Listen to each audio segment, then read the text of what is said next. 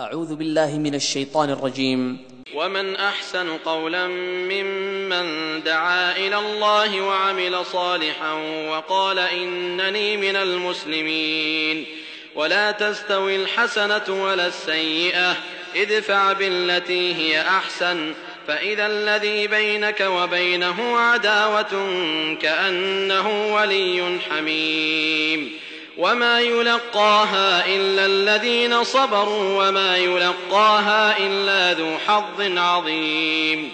اور اس سے اچھی بات والا کون ہے جو اللہ کی طرف بلائے اور نیک کام کرے اور کہے کہ میں یقیناً مسلمانوں میں سے ہوں۔ نیکی اور بدی برابر نہیں ہوتی، برائی کو بھلائی سے دفع کرو، پھر وہی جس کی اور تمہارے درمیان دشمنی ہے ایسا ہو جائے گا جیسے دلی دوست، اور یہ بات انہی کو نصیب ہوتی ہے جو صبر کرتے ہیں، اور اسے سوائے بڑے نصیبوں والوں کے کوئی نہیں پا سکتا۔ قال عذابي أصيب به من أشاء ورحمتي وسعت كل شيء فسأكتبها للذين يتقون ويؤتون الزكاة والذين هم بآياتنا يؤمنون۔ اللہ تعالیٰ نے فرمایا کہ میں اپنا عذاب اسی پر واقع کرتا ہوں جس پر چاہتا ہوں، اور میری رحمت تمام اشیاء پر محیط ہے، تو وہ رحمت ان لوگوں کے نام ضرور لکھوں گا جو اللہ سے ڈرتے ہیں اور زکوٰۃ دیتے ہیں اور جو ہماری آیتوں پر ایمان لاتے ہیں۔ بسم اللہ الرحمن الرحیم، الحمد للہ رب العالمین، والصلاة والسلام علی اشرف الانبیاء والمرسلین نبینا محمد وعلى آلہ وصحبہ اجمعین۔ قال اللہ تعالی يا أيها الناس اتقوا ربكم الذي خلقكم من نفس واحدة وخلق منها زوجها وبث منهما رجالا كثيرا ونساء واتقوا الله الذي تساءلون به والأرحام إن الله كان عليكم رقيبا۔ بزرگوں، دوستوں، قابل احترام دینی ماؤں اور بہنوں، السلام علیکم ورحمۃ اللہ وبرکاتہ۔ المکتب التعاونی للدعوہ والارشاد وتوعیۃ الجالیات حی الحمراء وشرق حی الحمراء ووسط جدہ کے تعاون سے لجنہ الدعوہ والارشاد مسجد امام بخاری رحمۃ اللہ علیہ کے تعاون سے آج کی اس دینی مجلس کا انعقاد ہوا ہے۔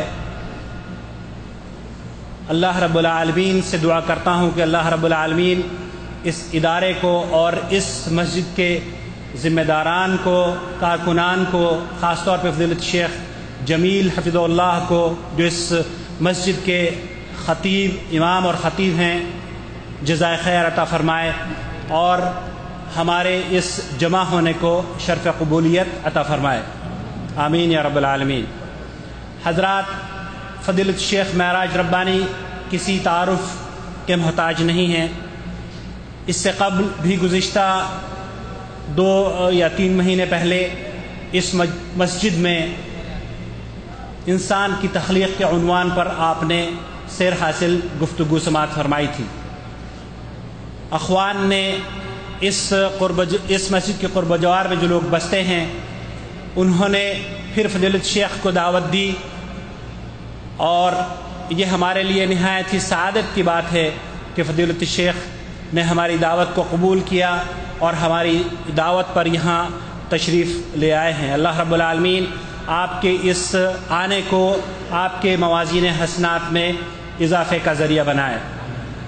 میں بلا توقف فضیلت شیخ سے درخواست کروں گا کہ تشریف لائیں اور اپنے خطاب سے ہمیں مستفید فرمائیں۔ فضیلت شیخ معراج ربانی، فاضل، مدینہ منورہ یونیورسٹی، جزاکم اللہ خیر۔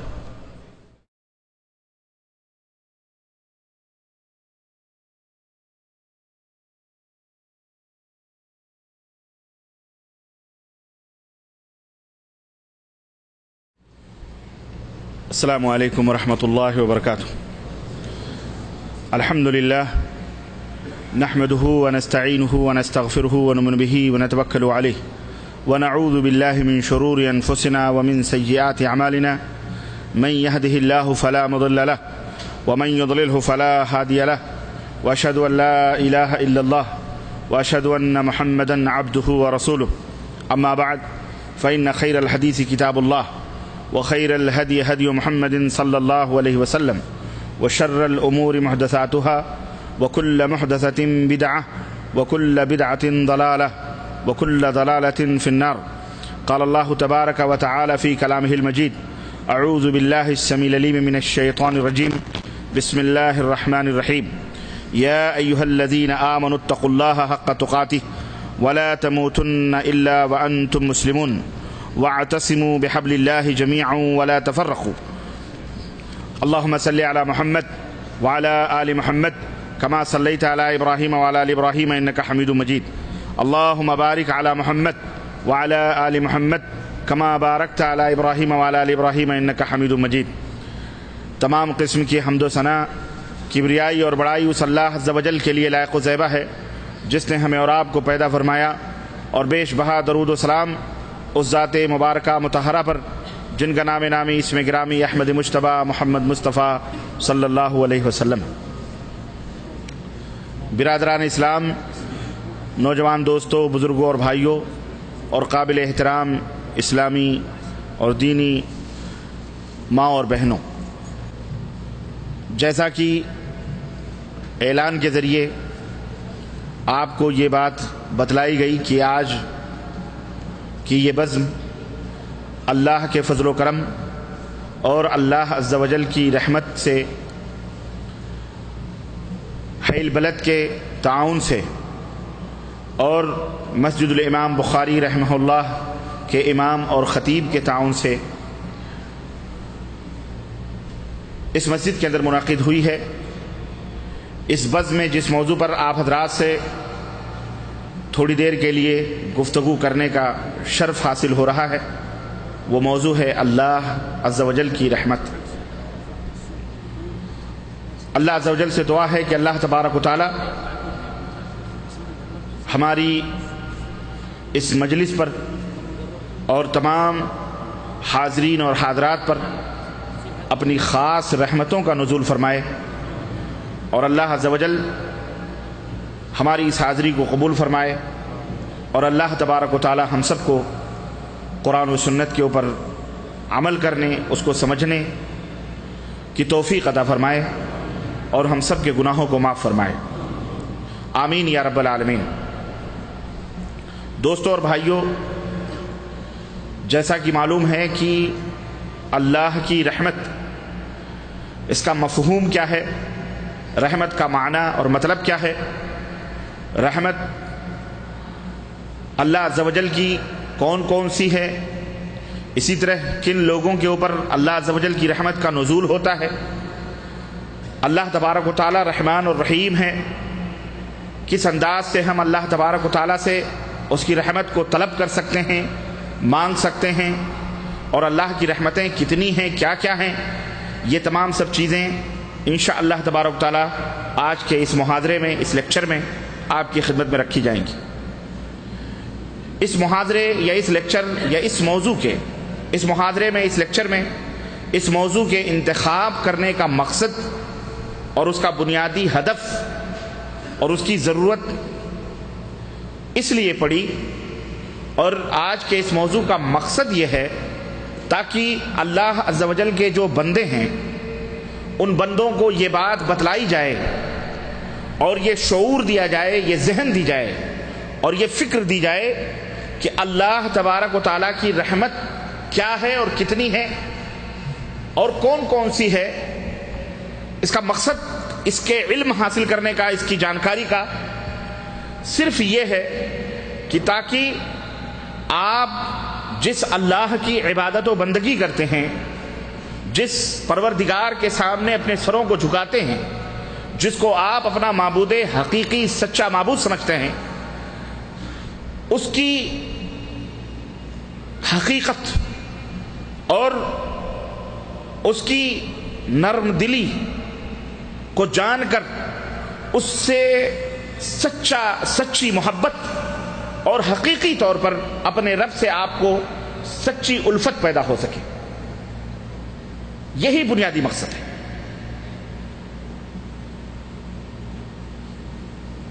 اللہ عز و جل نے ہمارے لیے کیا کیا چیزیں پیدا فرمائیں، اللہ عز و جل نے ہمارے لیے کیا کیا بندوبست کیے، اللہ تبارک و تعالیٰ نے ہماری پیدائش کے کتنے سامان کیے، اور کس انداز سے اللہ تبارک و تعالیٰ نے ہمیں اس دنیا کے اندر رکھا ہوا ہے، اور اللہ تبارک و تعالیٰ کے کتنے فضل اور کتنے کرم ہمارے اوپر ہیں، یہ جانیں، اس کو سمجھیں، اس کا علم حاصل کریں۔ کیوں؟ جب یہ بات آپ جان لیں گے، جب اس بات کا علم آپ کو ہوگا اور آپ کو یاد دلایا جائے گا، فذکر فإن الذکر تنفع المؤمنین، اس بات کی یاد دہانی ہوگی کہ اللہ تبارک و تعالیٰ نے کیا کیا چیزیں بنائی آپ کے لیے، تو ایک بندے کو اس کے معبود حقیقی کے تعلق سے اس کے دل میں ایک سچی الفت پیدا ہوگی، ایک جذبہ پیدا ہوگا کہ جس اللہ کے اتنے احسانات ہمارے اوپر ہیں، اور جس اللہ نے ہمارے اوپر اتنے رحم اور اتنے کرم اور اتنے فضل کیے ہیں، اس اللہ کی نافرمانی ہم کیسے کریں، اس اللہ عز و جل کے حکم کو ہم کیسے ٹالیں، اس اللہ تبارک و تعالیٰ کی آواز پر ہم لبیک کیوں نہ کہیں۔ یہ مقصد ہے کہ دل کے اندر سوئے ہوئے اس دل کو، اس جذبے کو بیدار کرنا ہے، اس رگ کو چھیڑنا ہے جو رگ ہم میں سے بعض لوگوں کے دل کے رگوں پر شیطان کے ہاتھ ہیں، ان شیطانی پنجوں سے ان دلوں کو آزاد کر کے رحمانی پنجوں میں دینا ہے، بتلانا ہے کہ اے غافل انسانوں،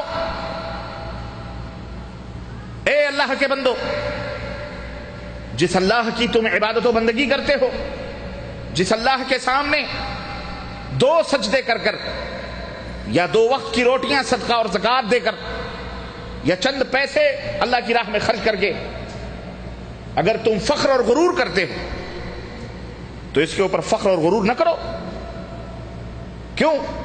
اس لیے کہ اس سے کہیں زیادہ اللہ عز و جل کی رحمتیں تمہارے اوپر موجود ہیں، تمہارے سراپے کے اندر موجود ہیں، تمہاری اس دنیا کے اندر موجود ہیں۔ اور جو لوگ ان اعمال صالحہ سے دور ہیں، انہیں یہ بتلانا مقصود ہے کہ اے غافل انسانوں، بیدار ہو جاؤ، اللہ تبارک و تعالیٰ کی رحمتوں کو پہچانو، اللہ عز و جل کی نعمتوں کو جانو، تاکہ اس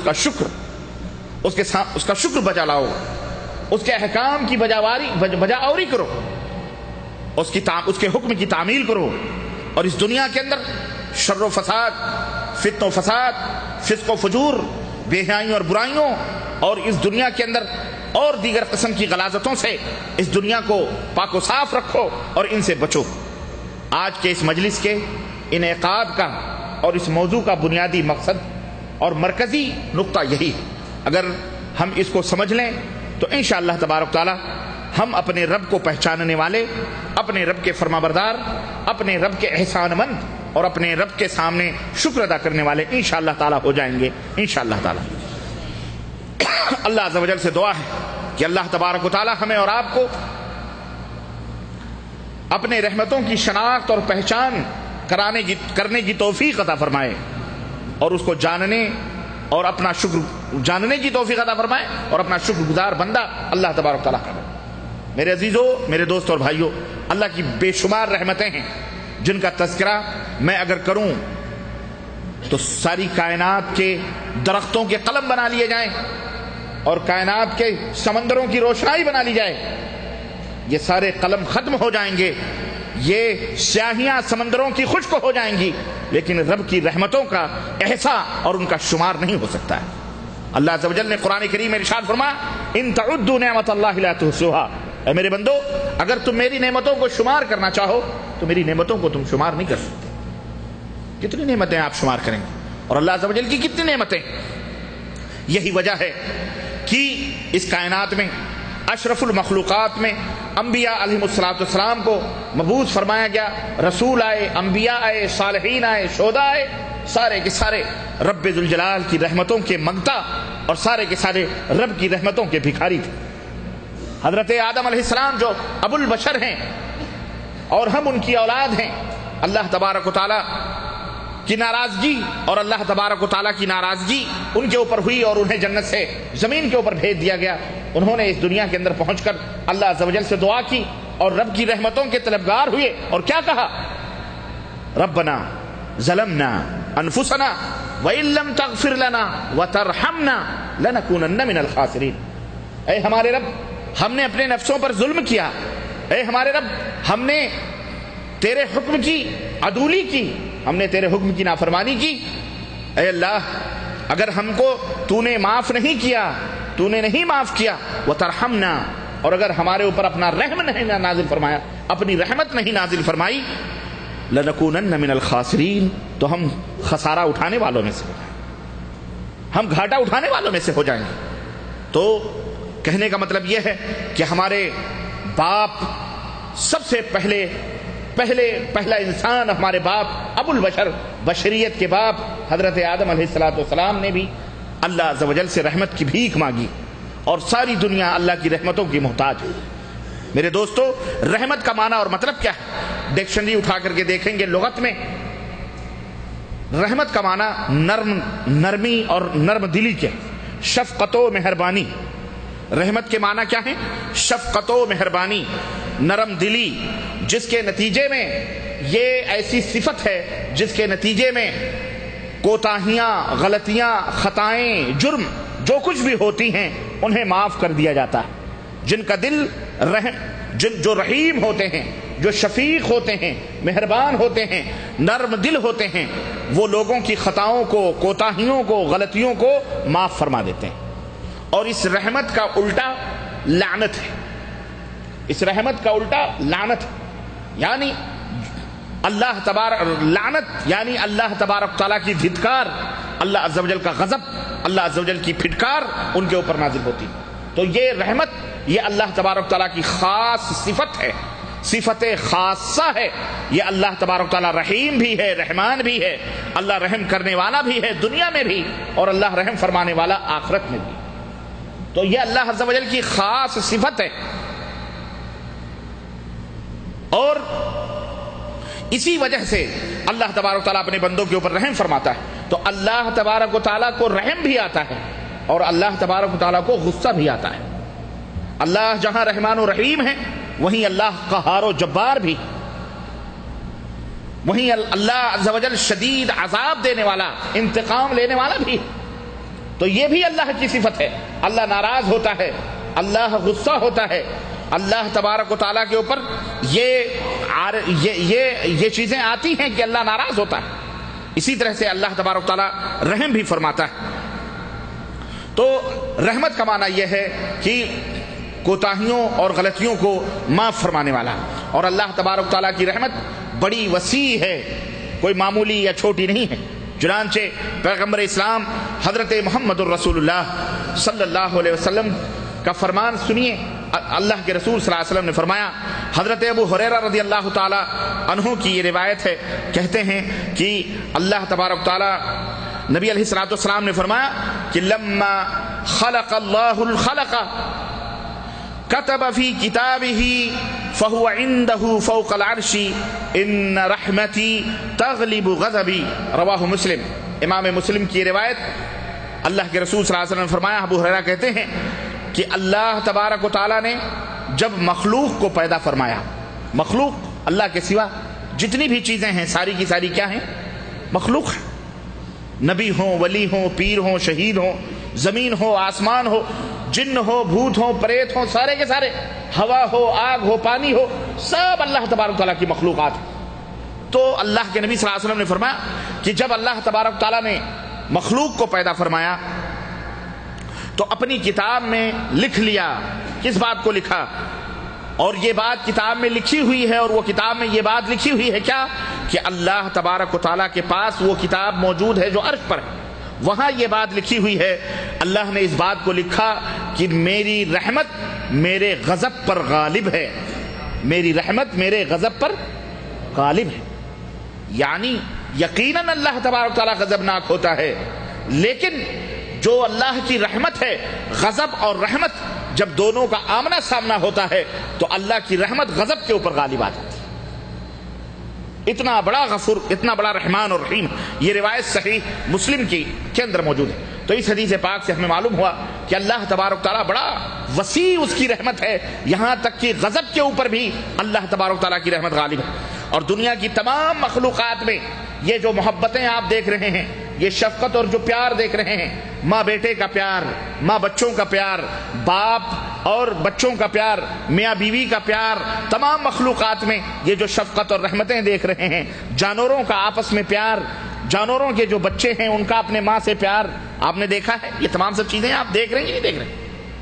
اللہ تبارک و تعالیٰ نے یہ جتنا بھی پیار اور جتنی بھی محبتیں اور شفقتیں رشتہ داریوں کی اور اقربا اور استاد اور شاگرد کی، میاں اور بیوی کی، باپ اور بیٹے کی، ماں اور باپ کی، شوہر اور بیوی کی، بھائی بہن کی، اور آپس میں ملک اور وطن کی، اسی طرح تمام مخلوقات میں جو محبتیں اور جو الفتیں اور جو شفقتیں آپ دیکھ رہے ہیں، یہ تمام کی تمام اللہ تبارک و تعالیٰ کی رحمتوں میں سے اس کے مظاہر ہیں. 100 رحمتوں میں سے ایک رحمت کے مظاہر ہیں. اللہ تبارک تعالیٰ کی 100 رحمتوں میں سے ایک رحمت کے مظاہر ہیں. کس طرح سے؟ نبی کریم صلی اللہ علیہ وسلم ارشاد فرماتے ہیں، اور حضرت ابو ہریرہ رضی اللہ تعالیٰ عنہ کی روایت کہ قال رسول اللہ صلی اللہ علیہ وسلم، اللہ کے رسول صلی اللہ علیہ وسلم نے ارشاد فرمایا، ان للہ مئۃ رحمہ، ان للہ مئۃ رحمہ انزل منها رحمتا واحدتا، کہ لوگوں سنو، اللہ تبارک و تعالی 100 رحمتوں کا مالک ہے. اللہ تبارک و تعالیٰ کے پاس 100 رحمتیں ہیں، جن میں سے ایک رحمت کو اللہ تبارک و تعالیٰ نے نازل فرمایا ہے. ایک رحمت کو اللہ تعالیٰ نے نازل فرمایا ہے، اور وہ ایک رحمت کہاں نازل فرمائی؟ بین الجن والانس والبہائم والحوام فبها يتعاطفون وبها يتراحمون وبها تعطف الوحش على ولدها وأخر الله 99 رحمة يرحم بها عباده يوم القيامة. رواہ مسلم. اللہ کے حبیب صلی اللہ علیہ وسلم نے فرمایا، اس ایک رحمت کو اللہ تبارک و تعالیٰ نے نازل فرمایا، اور ان 100 رحمتوں میں سے اس ایک رحمت کو اللہ تبارک و تعالیٰ نے جنوں کے درمیان، آدمیوں کے درمیان، اسی طرح جانوروں کے درمیان، سب کے درمیان تقسیم کر دیا، بانٹ دیا. اس ایک رحمت کو تقسیم کر دیا. تو اسی ایک رحمت کی وجہ سے سب کے سب آپس میں ایک دوسرے سے شفقت کرتے ہیں، ایک دوسرے سے محبت کرتے ہیں. اور اسی شفقت کی وجہ سے تم دیکھتے ہو کہ جانور بھی اپنے بچوں سے شفقت کرتے ہیں، جانور بھی اپنے بچوں سے محبت کرتے ہیں. آپ نے دیکھا، آپ کے اپنے گھروں میں اگر آپ یہ چیز دیکھیں، جانوروں سے محبت. چھوٹی سی مرغی کتنے دن تک انڈوں پہ بیٹھ کر اس سے چوزے نکلتے ہیں، چوزے نکلتے ہیں، پھر وہ مرغی ان چوزوں، وہ بچے اپنی ماں کے پیچھے پیچھے جہاں وہ جاتی ہے اس کے پیچھے پیچھے وہ بچے لگتے ہیں. اگر اس کے کسی بچے کے قریب بھی کوئی چھوٹا سا لڑکا، چھوٹا سا بچہ، یا کوئی چیل یا کوئی کتا یا کوئی بلی ان بچوں کے قریب سے بھی گزرتی ہے، مرغی فوری طور پر اپنے سر کو اٹھا کر کے دیکھتی ہے. یا اگر کوئی چیل جھپٹا مارنے کی کوشش کرتی ہے، بڑی تیزی کے ساتھ اس چیل کے اوپر وہ مرغی دوڑتی ہے. بلی بھی قریب آتی ہے، اس سے بھی لڑنے کی کوشش کرتی ہے. اور جیسے ہی کوئی آواز یا کوئی خطرناک چیز محسوس کرتی ہے، فوری طور پر وہ مرغی آواز دیتی ہے، سارے بچے اس کے پروں کے درمیان آ جاتے ہیں. دیکھا آپ نے کہ نہیں دیکھا؟ یہ شفقت، یہ پیار، یہ اس مرغی کے اندر یہ محبت کہاں سے آئی؟ اللہ کے رسول صلی اللہ علیہ وسلم نے فرمایا، اسی ایک رحمت جو اللہ تعالیٰ نے اس دنیا کے اندر اتاری ہے، اس رحمت کو جو تقسیم کیا ہے، وہ تمام جانوروں کے اندر، انسانوں کے اندر، تمام ذی روح کے اندر جو اللہ تعالیٰ نے تقسیم کیا ہے، اسی ایک رحمت کا نتیجہ ہے. اور 99 رحمتیں رب کعبہ نے، رب ذوالجلال نے، ہمارے تمہارے مالک نے اپنے پاس رکھی ہیں. ان 99 رحمتوں سے قیامت کے دن اللہ اپنے بندوں سے کام لے گا. اللہ، اس ایک رحمت کا نتیجہ آپ دیکھ رہے ہیں کہ حالت یہ ہے کہ آج ہم کتنی آپس میں اپنی اولاد سے محبت، اپنی ماں سے محبت، اپنے باپ سے محبت، اپنے رشتہ داروں سے محبت، اپنے وطن سے محبت، اس کو اللہ تعالیٰ نے ایک رحمت کے حصے کرنے کا یہ عالم ہے کہ ہم آپ ایک دوسرے کے لیے جان دے دیتے ہیں، اپنے وطن کے لیے جان دیتے ہیں.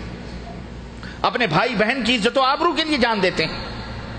دولت کمانے کی محبت، حرص اور ہوس، یعنی بہت ساری چیزیں اس ایک رحمت کا نتیجہ ہے، اور اس ایک رحمت کے کئی حصوں کا نتیجہ ہے.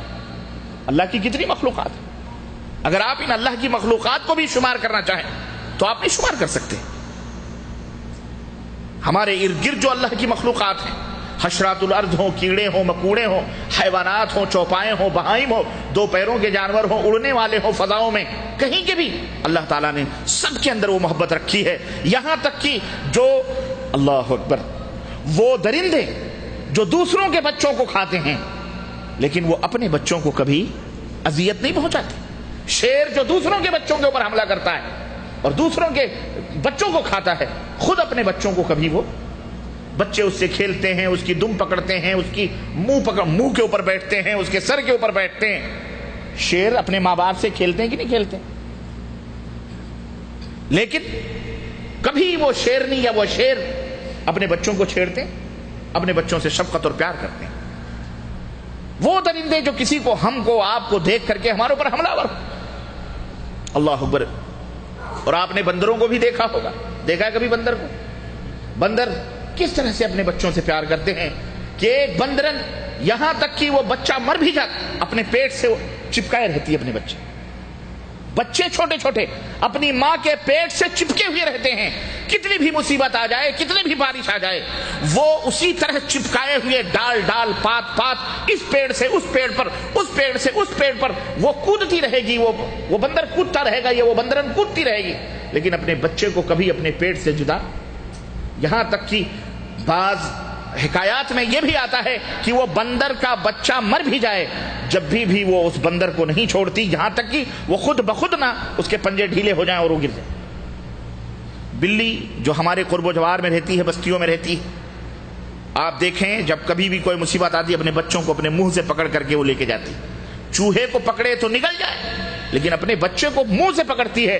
کتنے شفقتوں سے وہ پکڑتی ہوگی، آپ اس کا اندازہ نہیں لگا سکتے. جس بلی کے منہ سے اور اس کے پنجے سے آپ خوف کھاتے ہیں کہ اگر وہ ہمارے ہاتھوں کو پکڑ لے تو خون نکل آئے، لیکن وہی بلی اپنے بچوں کو پکڑتی ہے. آپ دیکھیں کوئی اذیت، کوئی تکلیف، کوئی درد محسوس نہیں.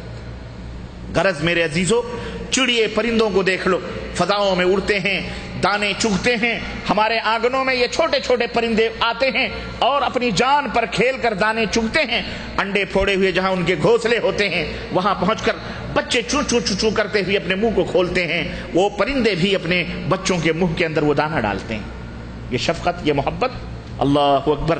اگر یہ نشانیاں ہیں اللہ عز و جل کی، یہ اللہ عز و جل کی نشانیاں ہیں کہ اللہ تبارک و تعالیٰ کا وجود اس کائنات میں ہے اور اللہ ہی سب کا خالق و مالک، اللہ ہی. اور کسی نے کہا تھا کسی موقع پر، اسی عرب کا واقعہ ہے کہ کسی بدو سے کسی دہریے نے پوچھا کہ یہ بتاؤ اللہ کی عبادت کرتے ہو، اللہ کو مانتے ہو، اللہ کے سامنے سر جھکاتے ہو، کبھی اللہ کو دیکھا ہے؟ اندیکھی شے کی کیوں عبادت کرتے؟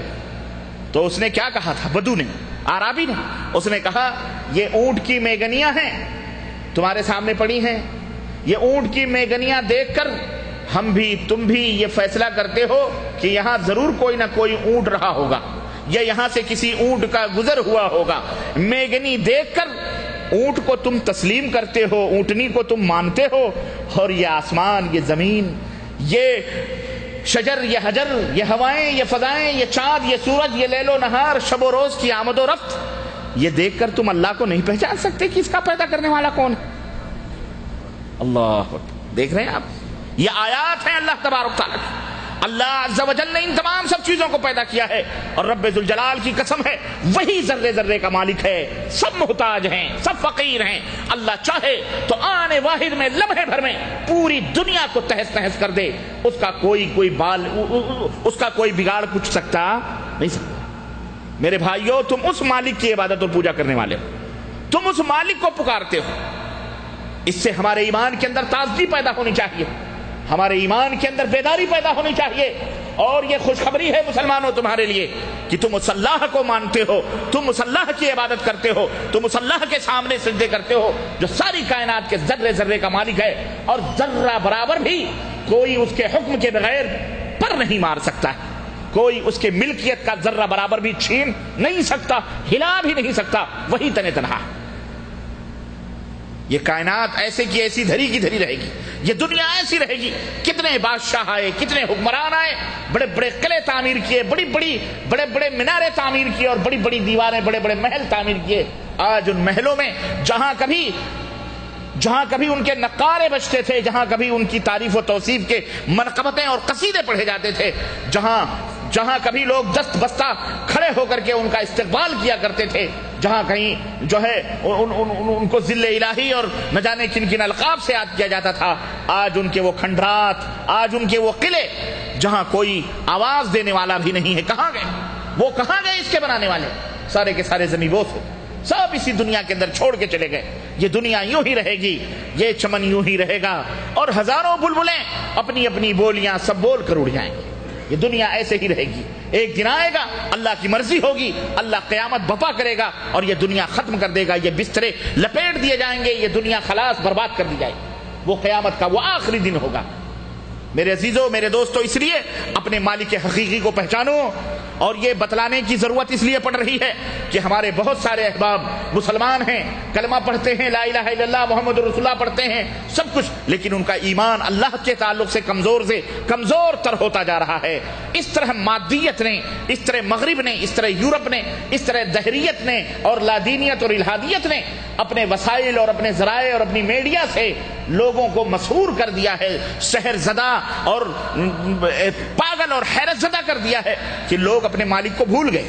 لوگ اللہ تبارک تعالیٰ کی حقیقت اور اس کے پاور اور اس کے اختیار اور اس کے تصرف اور اس کی قوت کو بھول گئے۔ ان کو اندازہ نہیں لگا کہ ان کا مالک، ان کا رب، ان کا اللہ کون ہے۔ وہ بھول گئے اپنے مالک کو اور دوڑ پڑے اسی مغرب کی آواز پر، مشرق کی آواز پر، اور خوف زدہ ہو گئے، ڈرنے لگے کہ ارے اب تو امریکہ آئے گا، اب تو یہ کر دے گا، وہ دیکھو امریکہ یہ کر دے گا۔ اسی کو اپنا سب کچھ خدا اور اسی کو اپنا سب کچھ مالک و مولا اور اسی کے سامنے اپنا سب کچھ گھٹنے ٹیک کے بیٹھ گئے۔ اللہ عز و جل کیا کرنے والا ہے یہ سمجھ لیا گیا، نعوذ باللہ، کہ اللہ مجبور محض ہے، اللہ کی ملکیت گئی، اللہ کا تصرف گیا، اللہ کا اختیار گیا۔ نہیں، اللہ تبارک و تعالیٰ اللہ تبارک تعالیٰ ڈھیل دیتا ہے۔ یہ اللہ کی زمین ہے، اس اللہ کے زمین کے اوپر تاریخ نے ہمیں بتلایا ہے، اتہاس نے ہمیں بتلایا ہے، قرآن نے ہمیں بتلایا ہے، بڑے بڑے فرعون پیدا ہوئے، بڑے بڑے نمرود پیدا ہوئے، بڑے بڑے حامان پیدا ہوئے، بڑے بڑے قارون، بڑے بڑی دولتوں کے مالک پیدا ہوئے، جن کی چابیاں ہزاروں ہزار گدھوں کے اوپر لد کے ان کے خزانے کے اوپر جایا کرتی تھیں، بڑے بڑے طاقتور جو پہاڑوں کو کھود کر بلڈنگیں بنایا کرتے تھے، اللہ اکبر، جو پہاڑوں کو کھود کر گھر بنایا کرتے تھے، پناہ گاہیں، جنہوں نے بڑے بڑے قلعے بنائے، بڑی بڑی جنتیں بنائیں، شداد بھی آئے، نمرود بھی آئے، حمان بھی آئے، لیکن رب ذوالجلال نے جب ان کی گرفت کی، جب ان کو پکڑا تو اللہ اکبر، ایک حقیر مچھر کے ذریعے سے اللہ تبارک تعالیٰ نے انہیں ذلیل و رسوا کر دیا اور دنیا سے نیست و نابود ہو۔ ایک ہوا چلی، ایک چیخ اٹھی، ایک چنگاری آئی، ایک بجلی چمکی، اللہ تعالیٰ نے بستیوں کی بستیاں ویران کر دی۔ آسمان کو، زمین کو حکم دیا گیا، پانی کے برسات نے اور پانی کے سیلاب نے ان کی بستیوں کو زیر آب کر دیا، سڑ گئے، بدبودار ہو گئے، ان کو کوے اور کتے اور بلیوں نے چیتڑے بنا بنا کر کے کھانا شروع کر دیا، اور ان کی ساری طاقتیں، ان کے سارے ہیلے اور ان کے سارے بہانے اس دنیا کے اندر پڑے کے پڑے رہ گئے۔ نہ ان کے محل ان کے کام آئے، نہ ان کی بلڈنگیں ان کے کام آئیں، نہ ان کی طاقتیں اور قوتیں ان کے کام آئیں، سارا کا سارا پڑے کا پڑا رہ گیا۔ اللہ عز و جل نے جب گرفت کی، جب پکڑ کی، اللہ اکبر، اس طرح وہ ہلا کو برباد کر دیے گئے۔ میرے عزیزو، یہ کس نے کیا؟ یہ سب قرآن کے اندر موجود ہے۔ یہ کس کے اندر موجود ہے؟ یہ ساری باتیں قرآن میں اللہ عز و جل نے بیان فرمائی ہیں۔ اور سنو، اللہ تبارک تعالیٰ نے ایسے ایسے قصے اور ایسے ایسے واقعات قرآن کے اندر بیان کیے ہیں۔ آج تو ہم 1.25 ارب، 1.5 ارب یا 1.25 ارب کے قریب مسلمانوں کی تعداد موجود ہے، لیکن ذرا غور کرو کہ اسی سرزمین پر، اسی دنیا کے اندر حضرت ابراہیم علیہ السلام نے جب توحید کی صدا بلند کی تھی، اسلام کو دنیا کے سامنے پیش کیا تھا، ان کا کون مددگار تھا؟ ان کا کوئی مددگار تھا؟ ان کا کوئی ساتھی تھا؟ ان کا کوئی ہیلپ کرنے والا تھا؟ ان کے پاس کوئی اسلحہ تھا؟ ان کے پاس کوئی خزانہ تھا؟ ان کے پاس کوئی دولت تھی؟ ایک باپ کا گھر بھی تھا، باپ نے بھی کہا ابراہیم میرے گھر سے نکل جا ورنہ پتھریں مار مار کر کے تجھے ہلاک و برباد کر دوں۔ ایک سہارا باپ ہوتا ہے, اس نے بھی گھر سے اس توحید کی دعوت کے اوپر باہر نکال دیا. تنے تنہا ابراہیم علیہ السلام, اس روئے زمین پر کوئی ان کے سوا مسلمان موجود نہیں تھا, لیکن اللہ عز و جل نے وہ ایمانی قوت اور وہ ایمانی پاور دیا تھا. ان کا کسی کے اوپر بھروسہ نہیں تھا, بھروسہ تھا تو عرش والے رحمان کے اوپر تھا, اللہ عز و جل پر تھا. یہی وجہ تھی کہ بڑی بڑی قوتوں سے ٹکرا جانے والے, بڑی بڑی مصیبتوں کے سامنے ڈٹ کر ان مصیبتوں کا مقابلہ کرنے والے, یہاں تک کہ نمرود اپنے وقت کا بادشاہ جس نے اپنی خدائی کا دعویٰ کیا اور اپنا کلمہ پڑھواتا تھا, لوگوں سے اپنے سجدے کرواتا تھا, اور اگر کوئی سجدہ نہیں کرتا تو اس کو ختم کر دیتا تھا, اس کی جان لے لیتا تھا, اس کے سامنے بھی ڈٹ کر کے حضرت ابراہیم علیہ السلام نے تنے تنہا توحید کی دعوت کو, اللہ کے پیغام کو, اللہ عز و جل کے احکام کو اس تک پہنچایا کہ نہیں پہنچایا؟ کس نے قوت دی اس کو؟ وہ اللہ عز و جل ہے. تو ڈرو مت, نا امید نہ ہو مسلمانوں.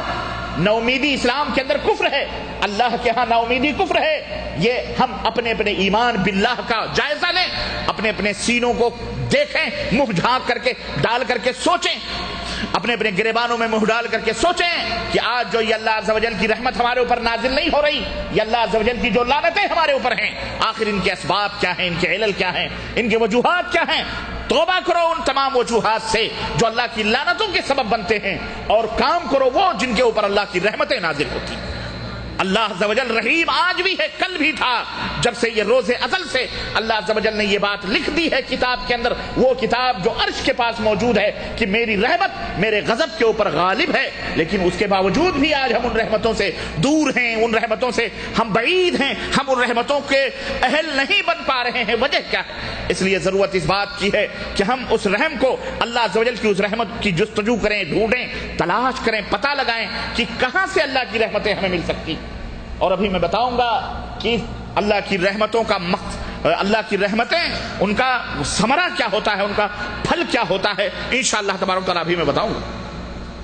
تو عرض کرنے کا مطلب یہ ہے, صحیح مسلم کی اس روایت سے ہمیں معلوم ہوا کہ رب ذوالجلال نے 99 رحمتیں اپنے پاس رکھی, اور ایک رحمت جانوروں میں, انسانوں میں, چرندوں میں, پرندوں میں اس دنیا کے اندر اتاری ہے, جس کا فائدہ ہم یہ اٹھا رہے ہیں کہ آج ہمارے درمیان محبت ہے, شفقت ہے, بیوی سے محبت, بچوں سے محبت, اولاد سے محبت, دولت سے محبت, دنیا سے محبت. اور یہ محبت اتنی غالب آ گئی ہمارے اوپر, اتنی غالب آ گئی, اتنی غالب آ گئی, اتنی غالب آ گئی, اعوذ باللہ, کہ ہم اس رحمت کے دینے والے اللہ جو رحیم ہے, جو رحمان ہے, ہم اس کو بھی بھول گئے. بیوی کی محبت میں اللہ کو بھول گئے, دولت کی محبت میں اپنے رب, اپنے مالک کو بھول گئے, دنیا کی محبت ہمارے اوپر اتنی غالب آ گئی کہ ہم اللہ عز و جل کو ہی بھلا بیٹھے, اور اللہ کے احکام کو ہم نے ترک کر دیا, چھوڑ دیا, اور رب ذوالجلال کے نافرمان بندے بن گئے, جس کی وجہ سے رب کی رحمتیں ہم سے روٹ گئیں, رب کی رحمتیں ہم سے دور ہو گئیں. رب کی رحمتوں کے نزول کا سلسلہ ہمارے اوپر اور اس دنیا کے اوپر بند ہو گیا. میرے عزیزو, پلٹو اپنے رب کی طرف, پلٹو اپنے مالک کی طرف, اور اللہ کی رحمتوں کے مستحق بنو, اللہ کی برکتوں اور نعمتوں کے مستحق بنو. اللہ آج بھی ہے, کل بھی تھا, اور قیامت تک, اور اس کے بعد بھی اللہ ہمیشہ سے ہے اور ہمیشہ رہے گا. اللہ لا الہ هو الحی القیوم لا تأخذہ سنۃ ولا نوم. اللہ وہ ہے جو ہمیشہ سے قائم و دائم حی ہے, زندہ ہے, ہمیشہ رہنے والا ہے. اسے اونگ تو نیند ہے, اس رب کو, اس مالک کو اونگ تک نہیں آتی, جھپک بھی نہیں آتی. ہم اور آپ سوتے ہیں, وہ جاگتا ہے, اسے نیند تک نہیں آتی, اونگ تک نہیں آتی. اس مالک کے بندے اللہ کے فضل و کرم سے ہیں. اور یہی نہیں بلکہ اللہ کے نبی صلی اللہ علیہ وسلم نے تو اللہ کی رحمتوں کی اتنی تعریف کی ہے, اتنی تعریف کی ہے کہ اللہ کے نبی صلی اللہ علیہ وسلم کا فرمان سنو. حضرت ابو ہریرہ رضی اللہ تعالی عنہ اس حدیث کے راوی ہیں, کہتے ہیں کہ قال رسول اللہ صلی اللہ علیہ وسلم لو يعلم المؤمن ما عند الله من العقوبة ما طمع بجنته احد ولو يعلم الكافر ما عند الله من الرحمة ما قنط من جنته احد. رواه مسلم. صحیح مسلم کی روایت. نبی علیہ الصلوۃ والسلام نے فرمایا کہ اگر مومن کو معلوم ہو جائے, مومن کو معلوم ہو جائے, چاہے مرد ہوں یا عورتیں, سب کے لیے یہ حکم ہے, جہاں بھی مسلمان یا مومن کا لفظ آئے اس سے ہمیں یہی سمجھنا چاہیے, مرد ہوں یا عورتیں, سارے مخاطب. اللہ کے رسول صلی اللہ علیہ وسلم فرمایا اگر مومن کو یہ معلوم ہو جائے, اگر مومن کو یہ معلوم ہو جو اللہ تعالیٰ کے پاس عذاب ہے, سنو, اللہ تبارک تعالیٰ کے پاس جتنا بڑا عذاب ہے, جتنی بڑی سزا اللہ تعالیٰ کے پاس ہے, اگر کسی مومن بندے اللہ کے بندے یا بندی کو یہ معلوم ہو جائے تو اس عذاب سے اتنا ڈرے اتنا ڈرے اتنا ڈرے کہ جنت کی امید ہی بھول جائے. اللہ اتنا بڑا انتقام لینے والا، شدید ذو انتقام، سخت انتقام لینے والا ہے، اور اتنا بڑا عذاب کا مالک اللہ تبارک تعالیٰ ہے کہ اگر کسی ایمان والے بندے کو اس کے عذاب اور اس کی گرفت کا، اس کی پکڑ کا علم ہو جائے تو وہ جنت کی امید ہی کھو بیٹھے. یعنی وہ یہ سوچے گا کہ آخر میں جنت میں جاؤں گا تو کیسے جاؤں گا. جب اللہ اس قدر گرفت کرنے والا، ذرا ذرا سی بات پر پکڑ کرنے والا، وما يلفظ من قول الا لديه رقیب عتید، اللہ تبارک تعالیٰ رات کی تاریکیاں ہوں دن کے اجالے ہوں، زبان سے جو بھی نکلتا ہے سب کا سننے والا ہے. رات کی تاریکی میں، کالے پہاڑ میں کالی چونٹی اگر چلتی ہے تو عرش اعظم پر وہ مستوی رب وہاں بھی اس کی آواز کو سنتا ہے اور اس کو دیکھتا ہے.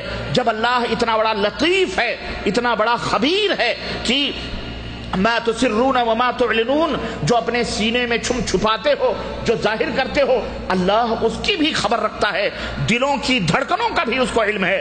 اگر اور اس کے اوپر اللہ تبارک تعالیٰ گرفت کرنے والا، اس کے اوپر عذاب دینے والا، اگر اللہ کے اس عذاب کا کسی ایمان والے بندے کو علم ہو جائے تو وہ جنت میں جانے کی امید ہی نہ کرے، جنت میں جانے کی امید ہی کھو بیٹھتا ہے، کھو بیٹھے گا. وہ اتنا سخت عذاب ہے اللہ تعالیٰ کا.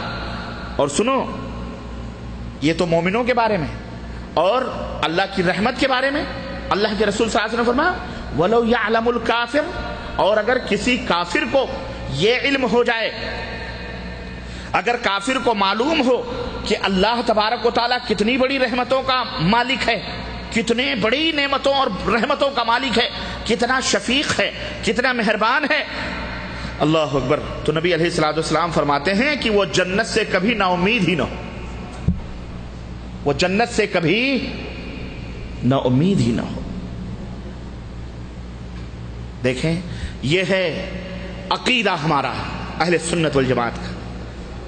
حضرت عمر بن خطاب رضی اللہ تعالیٰ عنہ نے فرمایا کہ اس رب کی قسم ہے جس کے ہاتھ میں میری جان ہے،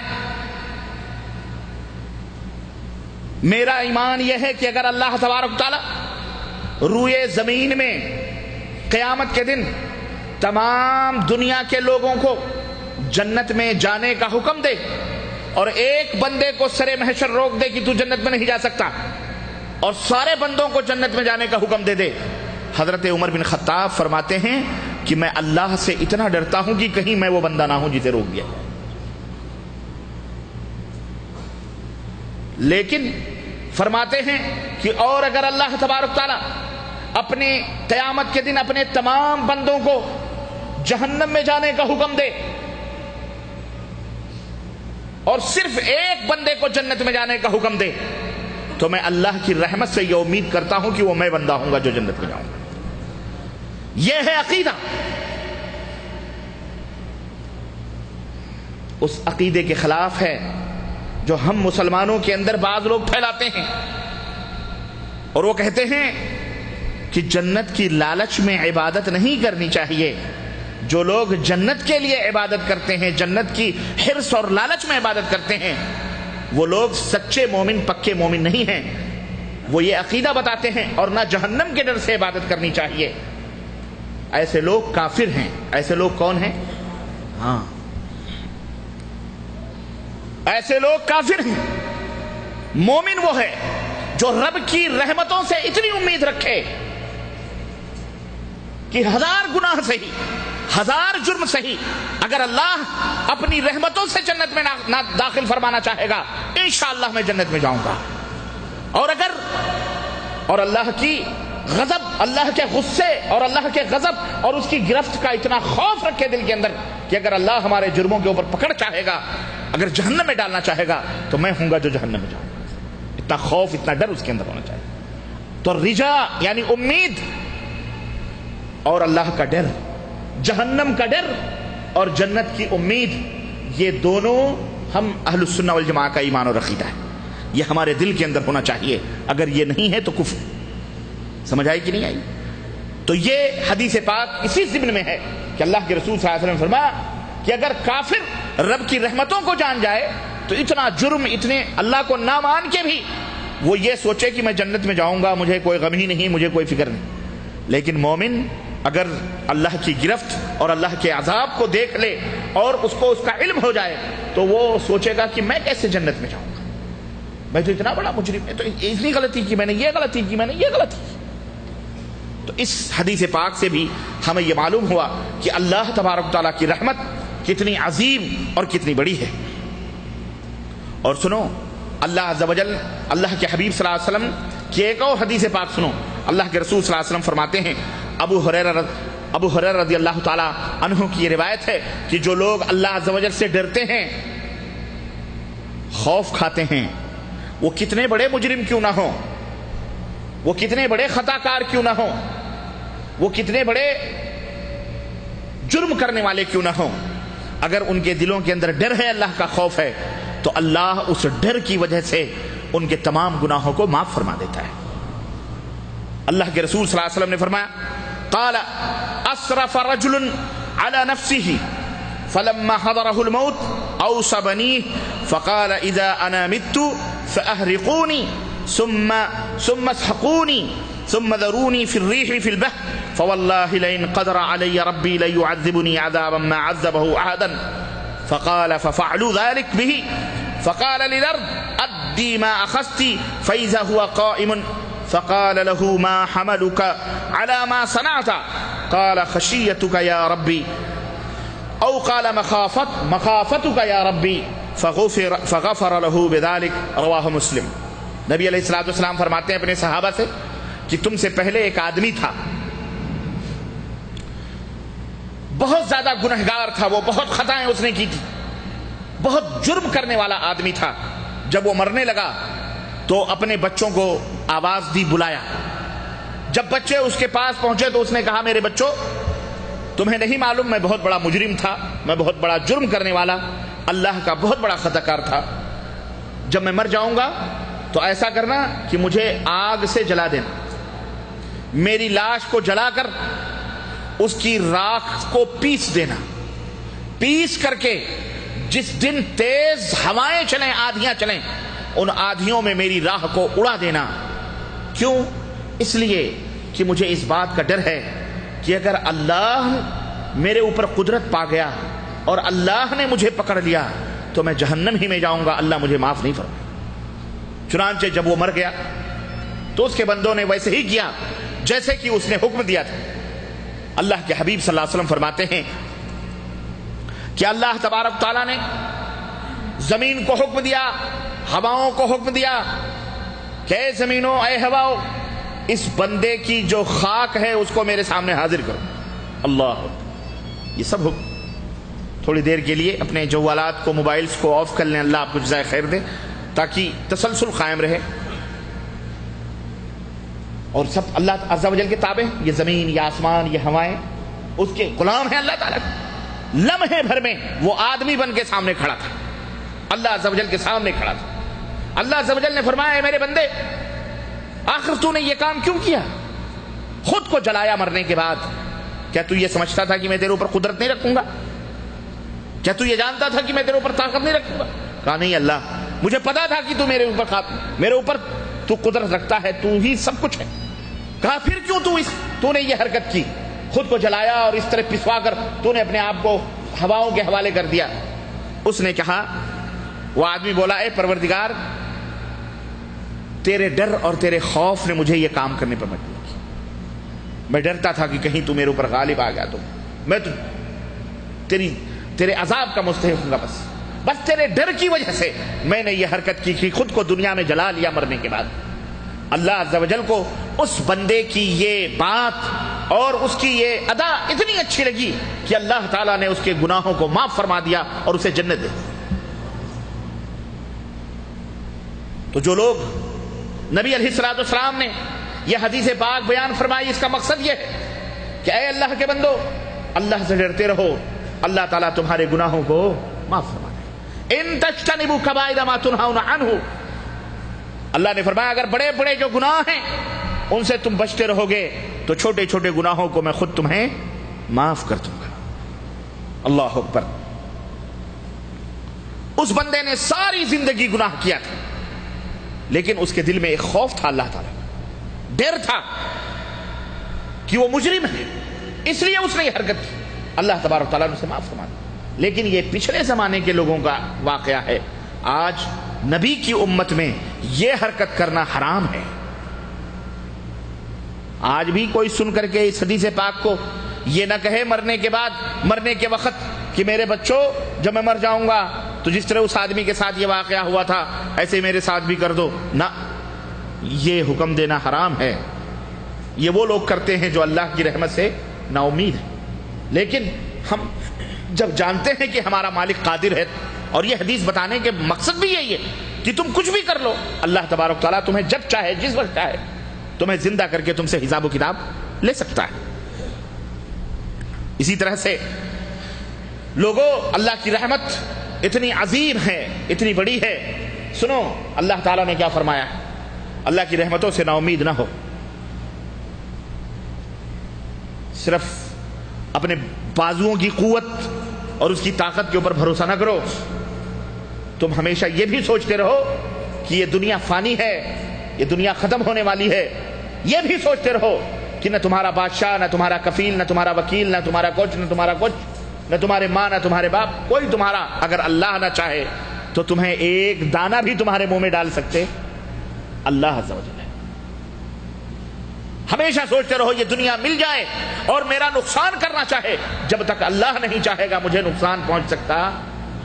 یہ عقیدہ اور یہ ایمان اپنے دلوں کے اندر رکھو، اپنے ایمان کو مضبوط بناؤ، اس کی ضرورت ہے۔ آج کے اس دور میں لوگ ہوس میں، حرص میں، لالچ میں اس طرح پڑے ہوئے ہیں دنیا پرستی کے اندر، استغفر اللہ، کہ اللہ کو بھول گئے، نماز کو بھول گئے، روزے کو بھول گئے، توحید کو بھول گئے، سب کچھ بھلا دیا، دولت دے، مال کی لپیٹ میں پڑے ہوئے ہیں۔ اللہ عز و جل، بہت سارے لوگ ہیں دن رات، صاحب کیا کریں، بڑی محنت کرتے ہیں، کیوں بھائی اتنی محنت، کیا بات ہے، کیا کریں صاحب، 2 روٹی کے لیے یہ کرنا پڑتا ہے، وہ بھی کرنا پڑتا ہے، بچوں کو منہ دیکھا جاتا، حلال بھی کرتے ہیں، حرام بھی کرتے ہیں، آئے دولت آئے۔ اللہ کہاں ہے؟ ایک انسان ہے جو اللہ کی قسم چند ٹکوں کے لیے حرام اور حلال کی تمیز کھو بیٹھتا ہے، لیکن اس کائنات میں انسان کے علاوہ بھی مخلوقات رہتے ہیں کہ نہیں رہتے؟ بولو مسلمانوں، تمہیں عقل ہے، لوگوں تمہیں عقل ہے، خرد ہے، دماغ ہے، سوچ ہے، سمجھ ہے، آنکھیں ہیں، کان ہیں، سب کچھ ہے، زبانیں ہیں، اللہ عز و جل آخر کس طرح سے بھول جاتے ہو کہ ہمارے علاوہ بھی اس دنیا کے اندر روح والی چیزیں موجود ہیں، اور ایسی روح والی جنہیں اگر کھانا پانی نہ دیا جائے تو مر جائیں، آخر ان کو کون پالتا پوستا، ان کو کون کھلاتا پلاتا ہے؟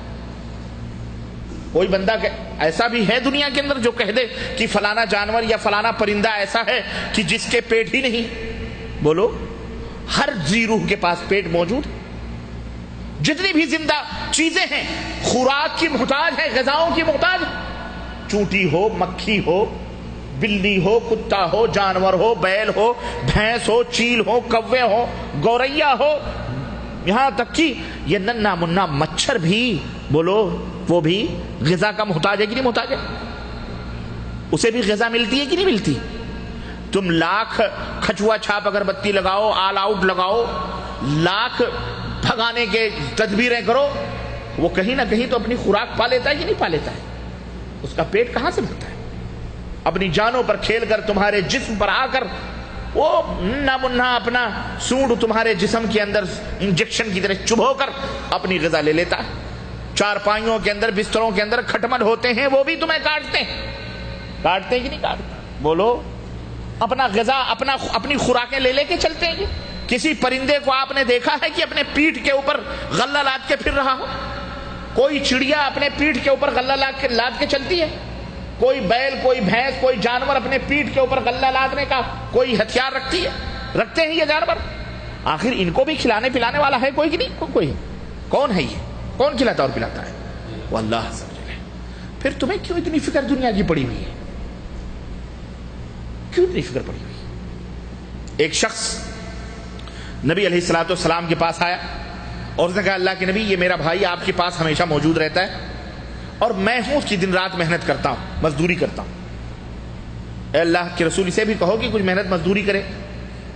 اللہ کے نبی صلی اللہ علیہ وسلم نے جب سنی یہ بات تو کیا فرمایا؟ لعلک ترزق بہ، تو اپنی محنت اور اپنی مشقت کے اوپر کیوں بھروسہ کرتا ہے؟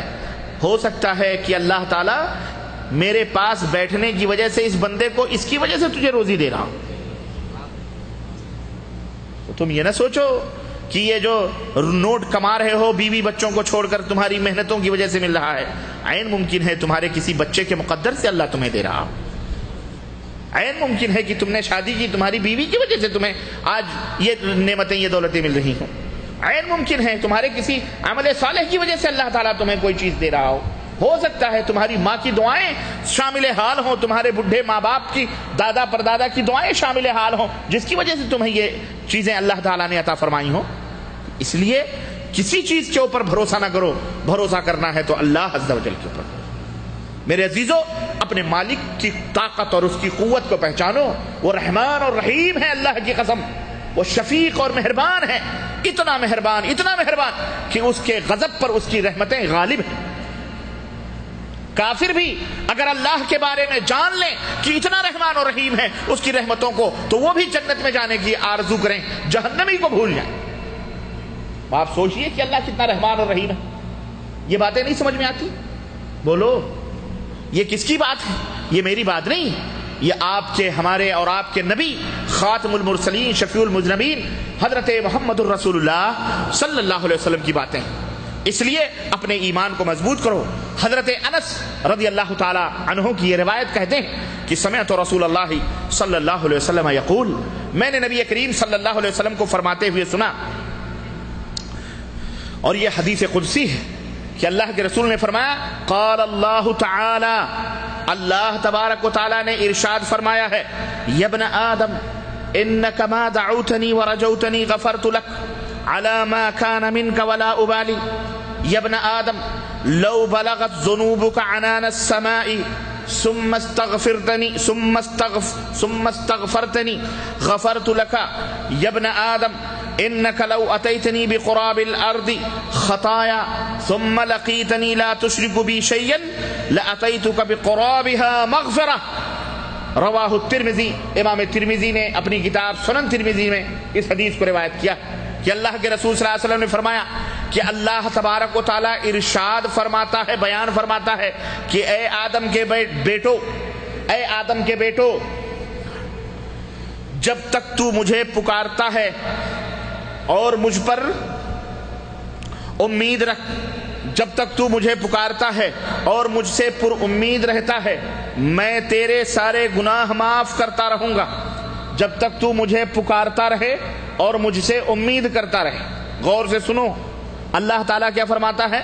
جب تک تو مجھے پکارتا رہے گا اور جب تک تو مجھ سے امیدیں اپنی وابستہ رکھے گا، امید کرتا رہے گا، اللہ فرماتا ہے میں تیرے سارے گناہ معاف کرتا رہوں گا اور مجھے کسی بات کی پرواہ ہی نہیں۔ میں تیرے سارے گناہ معاف کرتا رہوں گا، مجھے کسی چیز کی پرواہ نہیں ہے۔ اے آدم کے بیٹو، اگر تیرے گناہ آسمان کے کناروں تک پہنچ جائیں اور تو مجھ سے معافی مانگے، گناہ کر لیا، خطائیں کر لیں، جرم سرزد ہو گئے، پھر دوسرا نمبر آتا ہے معافی مانگنے کا۔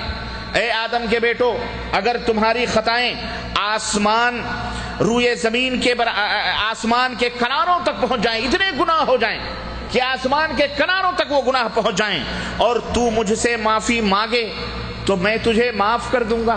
اللہ اکبر، میں تجھے معاف کر دوں گا اور مجھے کوئی پرواہ، اللہ کو کوئی پکڑنے والا ہے؟ لوگوں، خطا کرو، جرم کرو، استغفر اللہ کو، استغفر اللہ من کل ذنب واتوب الیہ، اللہ میں تجھ سے معافی مانگتا ہوں اور توبہ کرتا ہوں کہ آئندہ ایسا گناہ نہیں ہوگا، اے اللہ یہ جرم نہیں ہوں گے۔ یہی وجہ تھی کہ حضرت محمد الرسول اللہ صلی اللہ علیہ وسلم فرماتے ہیں کہ میں ایک دن کے اندر 70 سے لے کر 100 دفعہ تک اللہ سے معافی مانگتا ہوں، جبکہ وہ ایسے معصوم تھے، اگلے پچھلے سارے گناہ اللہ تعالیٰ نے انہیں پہلے ہی سے معاف کر دیے تھے۔ اس کے باوجود بھی حضرت عائشہ صدیقہ کہتی ہیں، اے اللہ کے نبی، جب آپ کے اگلے پچھلے سارے گناہ اللہ نے پہلے ہی معاف کر دیے ہیں، پھر اتنی عبادتیں، اتنے استغفار کی ضرورت کیا ہے؟ تو حضرت نبی کریم صلی اللہ علیہ وسلم نے ارشاد فرمایا، افلا اکون عبدا شکورا، عائشہ کیا تم نہیں چاہتی کہ میں اللہ کا شکر گزار بندہ بنوں؟ ٹھیک ہے معاف ہے، لیکن میں اللہ کا شکر ادا کرنا چاہتا ہوں۔ تو اے نمازیوں، اے روزے داروں، اے توحید پرستوں، اے سنت کی اتباع کرنے والوں، اے اپنے اللہ اور اس کے رسول سے محبت کرنے والوں، نماز پڑھو، روزے رکھو، تو کم از کم اللہ کا شکر ادا ہی۔ گناہ اگر تم سے نہیں ہوتے ہیں پھر بھی تم استغفر اللہ 100 دفعہ 70 دفعہ کثرت کے ساتھ اپنی زبان سے کہا کرو، تاکہ اور جو نعمتیں ہیں اور جو اللہ کی رحمتوں سے فیضیاب ہو رہے ہو ان کا شکر ادا کیا کرو۔ تو اللہ کے رسول صلی اللہ علیہ وسلم فرماتے ہیں کہ اللہ تعالیٰ نے فرمایا کہ اگر تیرے گناہ آسمان کے کناروں تک پہنچ جائیں اور تو مجھ سے معافی مانگ لے تو میں تجھے معاف کر دوں گا۔ کتنی بڑی اللہ کی رحمت ہے، کتنی بڑی اللہ کی رحمت ہے۔ اور اسی طرح اللہ کے رسول صلی اللہ علیہ وسلم فرمایا کہ اللہ تعالیٰ نے فرمایا اے ابن آدم، اگر تو روئے زمین کے برابر گناہ لے کر کے میرے پاس قیامت کے دن آئے، مر گئے، گناہ اتنا زیادہ ہے جو روئے زمین کے برابر ہے، اتنا بڑا گناہ، اللہ اکبر، اتنا زیادہ گناہ ہے جو روئے زمین، پوری زمین کے برابر ہے۔ اللہ تعالیٰ فرماتا ہے اگر تم لے کر کے میرے پاس آؤ اور مجھے اس حال میں ملو کہ تم نے دنیا میں میرے ساتھ کسی کو شریک نہ ٹھہرایا ہو، اللہ، یہاں توحید کا مقام آتا ہے، یہ ہے مقام توحید، اور یہ ہے شرک کی مذمت، اور یہ ہے توحید کی فضیلت اور توحید کی اہمیت اور توحید کا پھل۔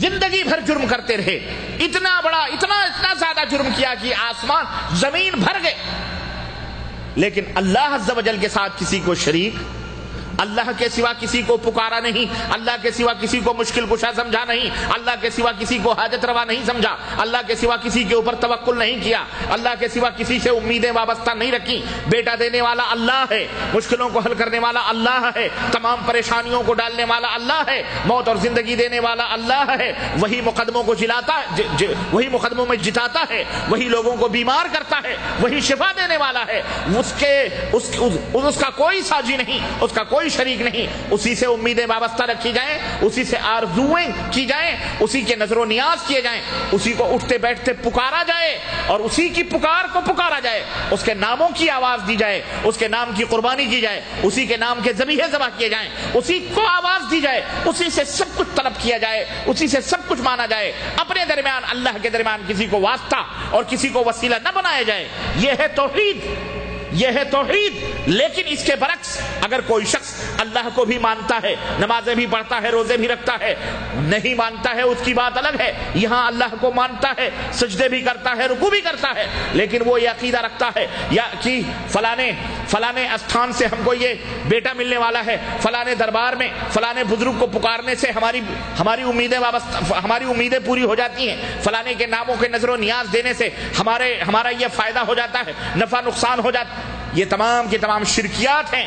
ایسا کرنے والا مشرک ہوتا ہے۔ تو لوگوں سنو، اللہ تعالیٰ فرماتا ہے کہ میرے پاس تم اس حال میں آؤ کہ میرے ساتھ تم نے کسی کو شریک نہ ٹھہرایا ہو۔ اللہ فرماتا ہے تو اے میرے بندے، اگر تم مجھ سے اس حال میں ملو کہ میرے ساتھ تم نے کسی کو شریک نہ کیا ہو تو میں تجھ سے اس حال میں ملوں گا کہ میں تیرے زمین بھر کے تمام گناہوں کو نیکیوں میں تبدیل کروں گا، تمام گناہوں کو معاف۔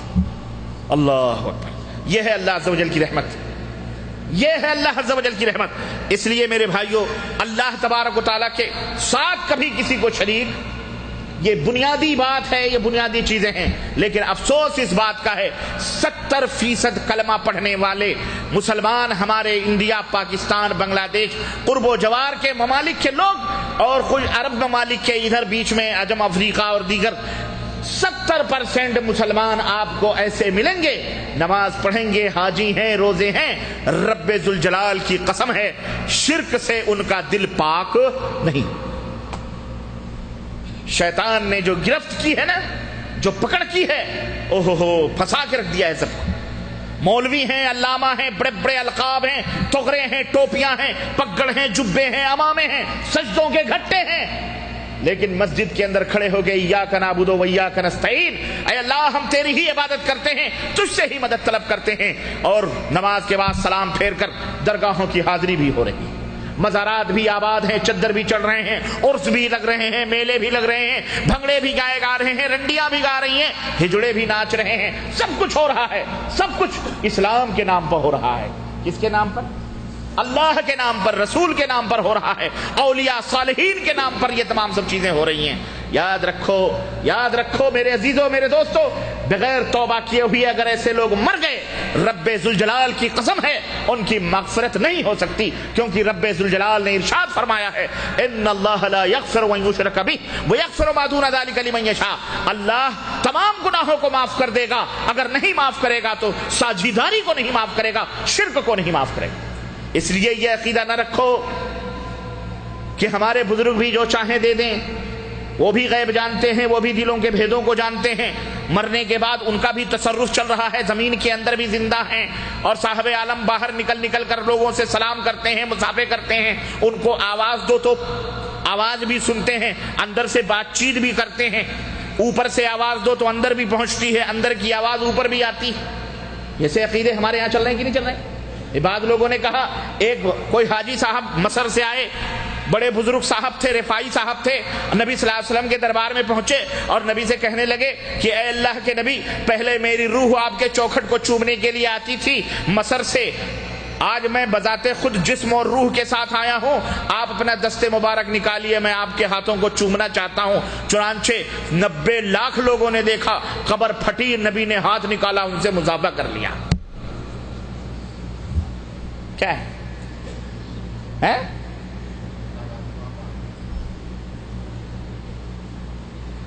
کس عقیدے کو دعوت دینا ہے؟ یہ کیا ثابت کرنا چاہتے ہیں کہ شفیع المسلمین خاتم النبیین کو صحابہ کرام نے زندہ دفن کر دیا تھا؟ بولو، 33 گھنٹے نبی علیہ الصلوۃ والسلام کی لاش مبارک چارپائی پر رکھی گئی، آپ کی وفات کے بعد صحابہ کرام کے اوپر غم و علم کے پہاڑ ان کے دلوں کے اوپر ٹوٹ پڑے، نبی کو اپنے ہاتھوں سے انہیں دفن کیا، نہلایا، دھلایا، کفن پہنایا۔ آج کا مفتی، آج کا محدث، آج کا علامہ بننے والے یہ ظالم یہ کہتے ہیں کہ نبی قبر کے اندر بھی ویسے ہی زندہ ہے جیسے دنیا کے اندر زندہ تھے۔ اس کو بھی جیتے جاگتے، اس کے ملاؤں کو بھی اسی طرح قبر میں کھود کے دفن کرو، دیکھو ان کے سینے کیسے پھٹتے ہیں۔ میرے بھائیوں، میرے عزیزوں، یہ نبی علیہ الصلوۃ والسلام کے ساتھ کھلا ہوا مذاق اور نبوت کی توہین نہیں ہے تو اور کیا؟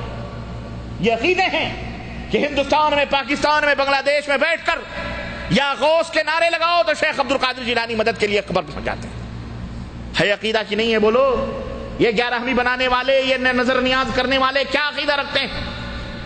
یہ نیاز اور فاتح، یہ چشتی اور یہ قادری، یہ نقشبندی اور رفاعی اور یہ سلسلے جوڑنے والے کیا عقیدہ رکھتے ہیں؟ یہی ایمان اور عقیدے ہیں۔ 70% مسلمان آج اس شرک کے اندر ملوث ہیں۔ اے مسلمانوں، یہی وجہ ہے کہ رب کی رحمتیں نازل نہیں ہو رہی، اللہ کی لعنتیں اور دھتکار اور پھٹکار اور بستیوں کی بستیاں اجڑ رہی ہیں، لیکن ان کی پکار کو، ان کی دعاؤں کو سننے والا کوئی نظر، بولو، نہیں آ رہا ہے۔ اللہ ایسے لوگوں کے اوپر رحم نہیں فرماتا جو لوگ اللہ کے ساتھ شرک کریں، جو اللہ کی توحید کا مذاق اڑائیں۔ اس لیے اللہ سے توبہ کرو، مسلمانوں، شرک سے توبہ کرو، اور روئے زمین پر یہ جتنے بھی گدی پھدی اور جتنے بھی آزیے تازیے شدے علم چبوترے پنجے شدے پنجے جتنے بھی ہرے اور پیلے مزار، قبریں، مزارات پختہ جو بنے ہوئے ہیں، رب کعبہ کی قسم ہے، جب تک ان کو مسمار نہیں کیا جائے گا، جب تک ان کو زمین کے برابر نہیں کیا جائے گا، کبھی بھی تم عزت کی زندگی جی سکتے نہیں، جی سکتے نہیں، جی سکتے۔ ایک دفعہ نہیں، 1000 دفعہ سنو، نہیں جی سکتے۔ رب کی لعنتیں ان لعنتیوں کی وجہ سے توحید پرستوں کے اوپر بھی آتی ہیں، اور وہ بھی گیہوں کے ساتھ گن بھی پیسے جاتے ہیں۔ اس لیے یا ایھا الذین آمنوا اتقوا اللہ وکونوا مع الصادقین، اے ایمان والو، اللہ سے ڈرو اور سچے لوگوں کے ساتھ اٹھو بیٹھو۔ یہ بات سمجھ میں نہیں آتی؟